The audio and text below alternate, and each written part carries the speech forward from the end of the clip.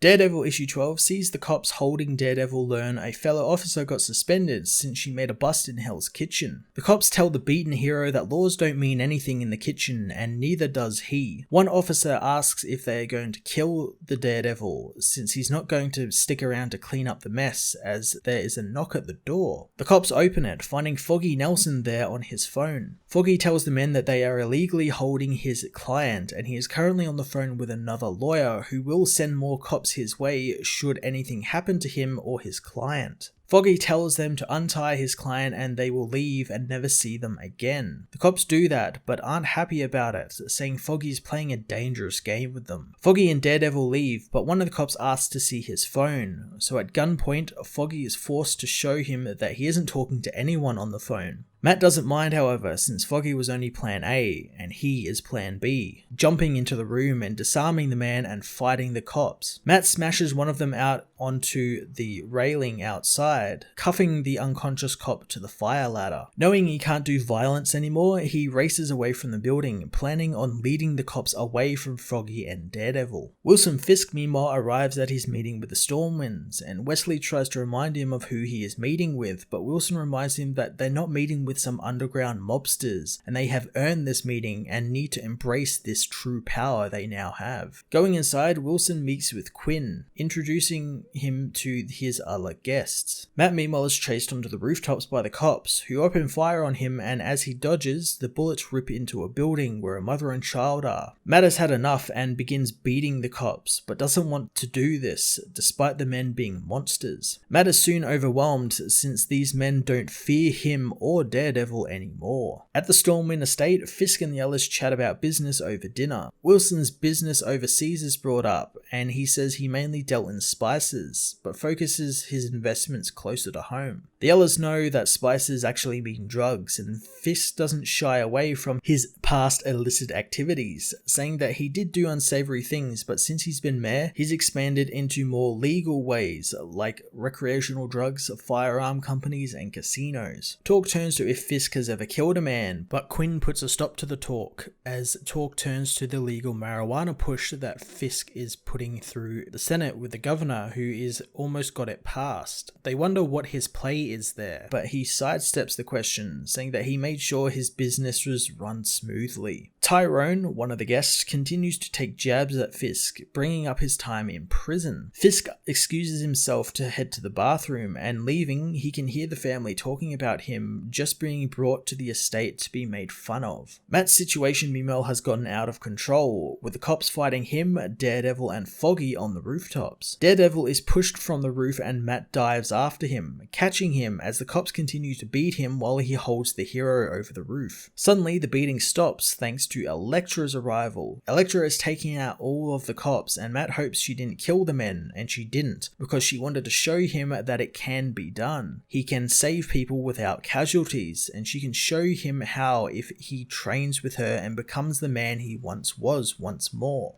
Wilson meanwhile finishes in the bathroom as Tyrone knocks on the door, telling him to hurry up. Tyrone again begins to berate Fisk and make jokes about him, but Fisk grabs the man, taking him back into the bathroom and beating the man to death, stopping when the room and himself are covered in blood. Daredevil issue 12 was yet another amazing issue from Chip Zdarsky, who continued his rather masterful parallel stories of Matt Murdock and Wilson Fisk. I love the idea that Matt has kind of given up the fight a little bit, since no one fears him or the Daredevil brand anymore. Much like how Fisk has kind of given up his criminal ways, and in turn, people don't fear him anymore, much like how the Owl doesn't, and now these super rich people who just see him as a joke. It's such a great use of the characters, and by God does it make for a compelling comic book drama. I'm going to give this issue a 10 out of 10.